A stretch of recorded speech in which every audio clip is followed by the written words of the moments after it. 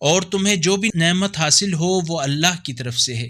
پھر جب تمہیں کوئی تکلیف پہنچ جاتی ہے تو تم اس کے حضور زاری کرتے ہو، پھر جب اللہ تم سے تکلیف دور کر دیتا ہے تو تم میں سے کچھ لوگ اپنے رب کے ساتھ شریک ٹھہرانے لگتے ہیں۔ اس طرح وہ ان نعمتوں کی ناشکری کرنا چاہتے ہیں جو ہم نے انہیں دے رکھی ہیں۔ سو ابھی تم مزے کر لو، عنقریب تمہیں معلوم ہو جائے گا۔ اور یہ لوگ ہمارے دیے ہوئے رزق میں سے ان کے لیے حصے مقرر کرتے ہیں جنہیں یہ جانتے بوجھتے تک نہیں۔ اللہ کی قسم اس افطرا کے بارے میں تم سے ضرور پوچھا جائے گا۔ اور انہوں نے اللہ کے لیے بیٹیاں قرار دے رکھی ہیں جس سے وہ پاک و منزہ ہے، اور یہ لوگ اپنے لیے وہ اختیار کرتے ہیں جو یہ خود پسند کرتے ہیں، یعنی لڑکے۔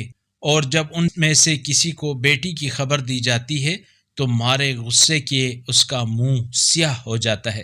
اس بری خبر کی وجہ سے وہ لوگوں سے چھپتا پھرتا ہے اور سوچتا ہے کیا اسے ذلت کے ساتھ رہنے دے یا اسے زیر خاک دبا دے۔ دیکھو کتنا برا فیصلہ ہے جو یہ کر رہے ہیں۔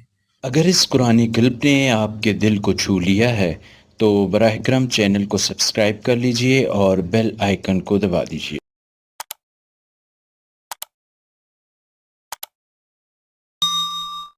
اللہ نور السماوات والارض، اللہ آسمانوں اور زمین کا نور ہے۔